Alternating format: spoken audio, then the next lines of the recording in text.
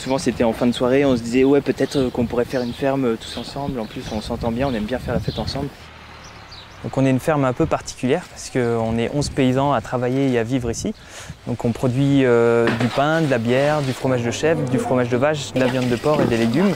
Il y a également un atelier d'architecture et on travaille en agriculture paysanne. Et je vais vous montrer comment ça marche.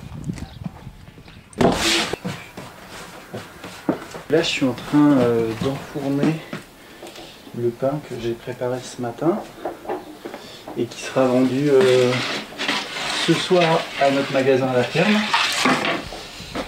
et qui est du pain avec du blé qu'on cultive sur la ferme, qu'on moue à la ferme et que je panifie ici. Le fait d'être en collectif, ça permet quand même de se libérer du temps. Donc nous, on essaie de sortir 4 semaines et demie, voire 5 semaines de vacances par an. Et quand Alexis, par exemple, était en vacances, c'est moi qui le remplace sur le pain, quoi. Et en fait, l'atelier pain, il est hyper intéressant parce qu'il demande très peu de travail et est assez rentable par rapport à ça.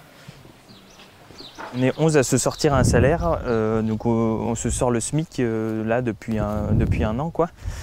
Donc c'était un peu notre objectif, on s'était fixé un peu cette rémunération parce qu'on considère que voilà, c'est une rémunération convenable.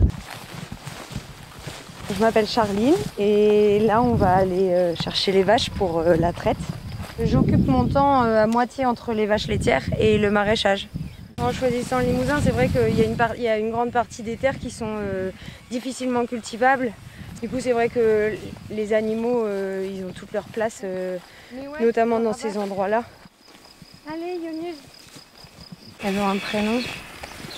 Bon, je pense pas qu'elles le connaissent, mais elles saisissent l'intention en tout cas. Allez, Lolo. Le boulot d'éleveur laitier notamment, il y a une astreinte quotidienne qui est assez importante avec la traite, nourrir les animaux, etc. Nous, on fonctionne avec un système d'astreinte du week-end. Donc il y a une personne qui gère toute la ferme chaque week-end. Donc en gros, on travaille un week-end sur 11. Et du coup, ça permet d'avoir nos week-ends de libre, quoi. Se libérer du temps, ça faisait partie de nos objectifs de départ à l'installation, chose à laquelle on arrive. Je vérifie si le lait il est beau avant de le traire. Quand il est pas beau, il y a des grumeaux, ou alors il est un peu aqueux, enfin bref, ça ressemble pas à du lait, quoi. Aujourd'hui, il faut savoir qu'il y a quand même toute la génération du baby-boom qui va partir à la retraite. Vu qu'il n'y a pas de repreneurs, en grande partie, elles vont être reprises à l'agrandissement, quoi. Donc ça veut dire que les fermes vont devenir de plus en plus grosses et les pratiques vont forcément s'industrialiser. Il y a une urgence absolue à ce que les jeunes ou les moins jeunes des villes viennent en campagne pour faire de l'agriculture, quoi. En fait, on est certifié en agriculture biologique, mais on se revendique plus de l'agriculture paysanne. Tu veux un coup de main, José? Si tu veux, ouais. Et ben ouais, carrément.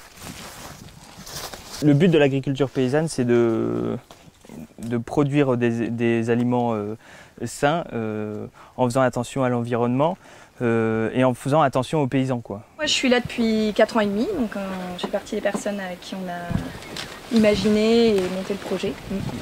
L'aspect collectif, il est très très important pour moi, presque au-delà de l'aspect agricole. Voilà, puis l'aspect, le fait qu'il y ait une cohérence dans tout ce qu'on fait entre le monde qu'on imagine dans sa globalité et puis en fait nos actions qui font qu'on a l'impression de proposer un modèle où nous on se sent bien. Magasin. Bueno, bueno.